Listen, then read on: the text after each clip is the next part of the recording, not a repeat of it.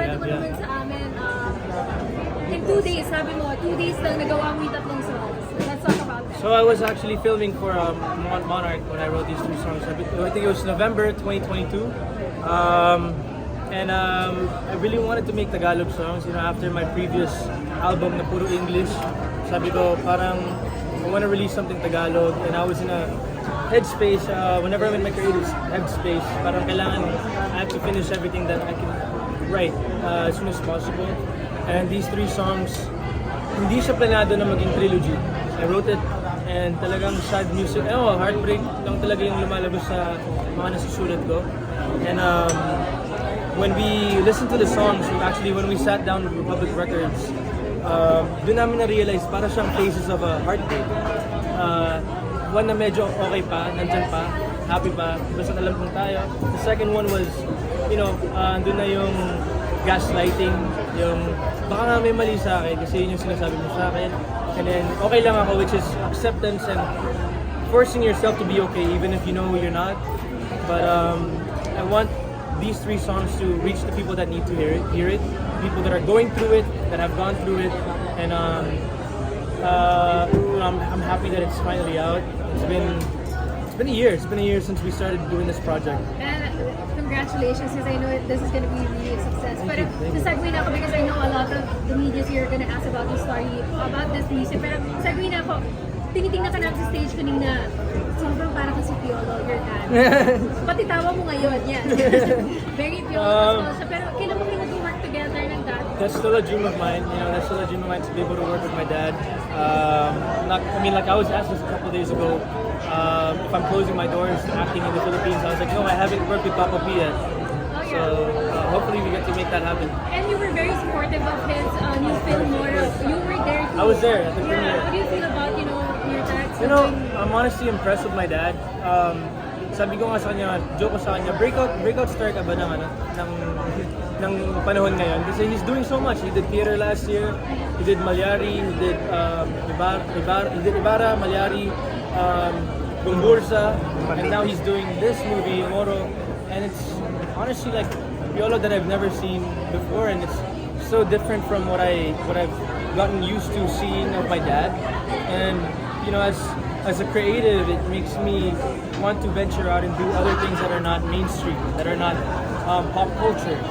And I personally have Muslim friends as well, so for him to portray, you know, a character like that, it was something that made me feel excited to show to my friends, you know, and representation, and you know, some things need to be heard, you know, like, and even movies like Gumburza, Malyari, these are things that even if it seems negative, dark, not negative, excuse me for that, dark, it's still part of Philippine history, you know, and we don't see these type of movies very often, and it makes me want to, you know, do some stuff like that. Some projects. One last question for TV Patrol. How does your dad feel about the music that you're doing? Napakinggan niya na ba to?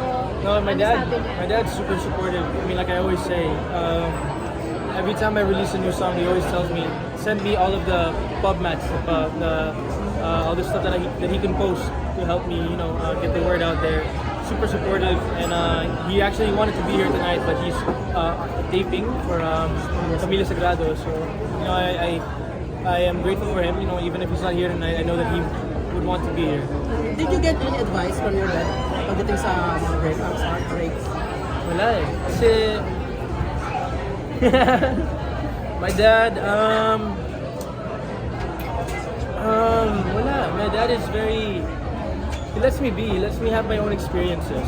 Never lets me, like, you know, wala siyang set of rules for me. So how do you deal with heartbreaks, breakups? Nagsusulat ako ng kanta. No, for me, iba-iba eh. Gano'n katagal? Kasi sabi mo parang inaantay muna para na makapag-move. Hindi, because I honestly, I did try to write sad songs when I was heartbroken. And sometimes it just feels wrong when you're writing sad songs when you're heartbroken kasi feeling mo hindi tama yung pag-describe mo. Parang hindi mo masabi yung tamang words, tamang message when you're actually going through it. When you're going through it, it's hard to describe what you're feeling. But when you're okay already, pag okay ka na, but alam mong clear na yung utak mo, doon mo masasabi, okay, pwede ko nang balikan yung emosyon na yun. At alam ko masasabi ko yung ano yung naramdaman ko ng time. Inigo, kung siya mas fan right now, what makes Inigo Inigo as an artist? What makes Inigo Inigo?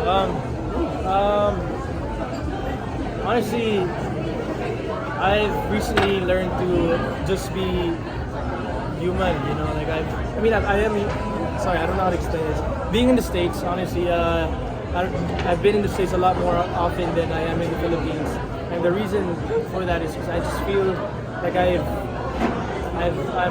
reconnecting with myself again, taking the time to really get to know, you know, myself. And now I've been wanting to do a business with my art. I make art, sculptures and paintings. And I feel like that's something that I never had time to do. Now I'm more appreciative and I give more importance to my the things that I like. If that makes sense. Among the songs, Inigo, ano yung doon yung pinaka naging emotional ka habang sinusulat mo since lahat to masasakit eh? Lahat naman sila. Because I mean, I mentioned it earlier, whenever I write my songs, I leave it unfinished. I have, I think, either the bridge or a verse unfinished. And the reason for that is because I like to immerse myself. When I'm in the studio, I get to finally, you know, give it all in. And I like to finish a song when I'm there. So a lot of times, with these 3 songs especially, I ended up, you know, tearing up a little bit in each song. But siguro, pinaka naging emotional ako yung okay lang ako. Inigo, I hope you answered this question. I know actually. You're good. Since your trilogy is about heartbreak, you know your ex also is going through heartbreak right now. Yeah, no, I don't mean to laugh. I'm sorry. I don't mean to laugh. No, I saw it. I actually watched it. I feel for her. I know it's tough, but I see it in a good light. The way she talks about it, she's getting to know herself and choosing herself, and that's something I'm very proud of her. You know, it's always hard to turn a page, to turn a chapter. It's always hard to do that, but it's out of a good heart.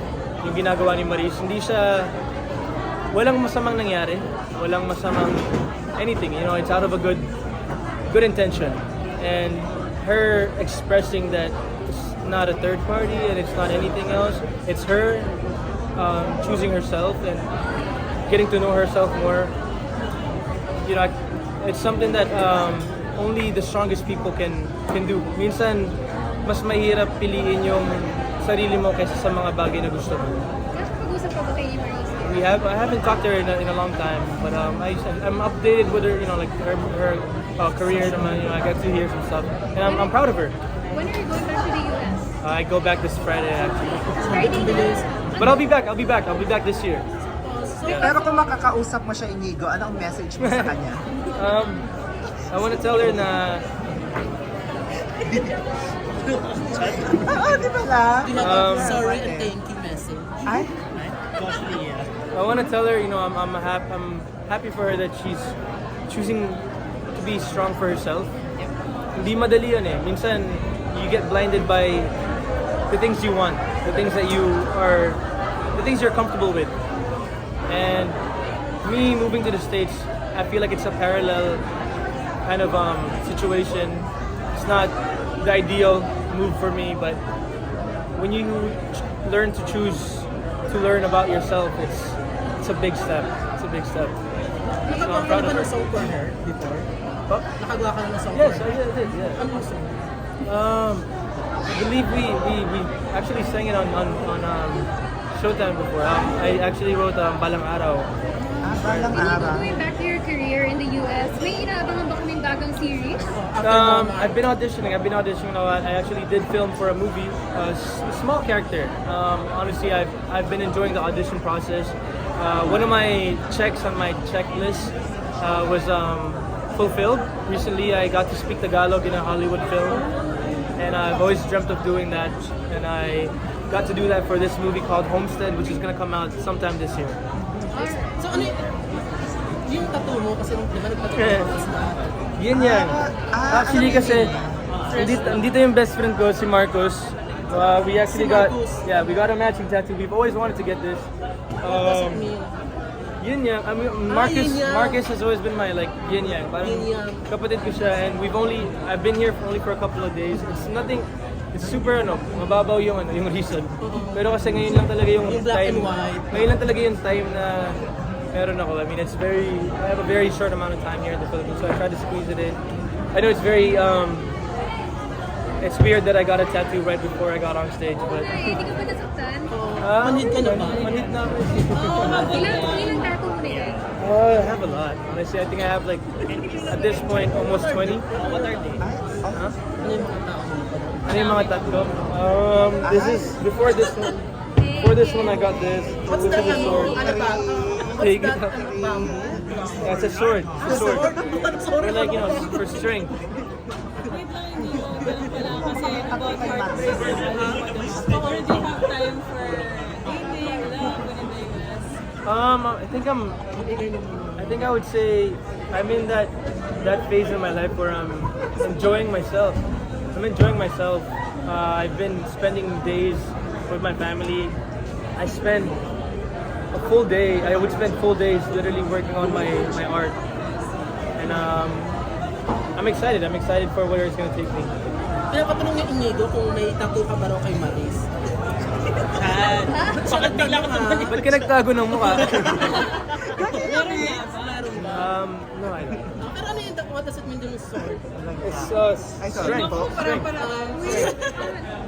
Just to clarify, kailan naging kayo ni Maris? Anong year mo?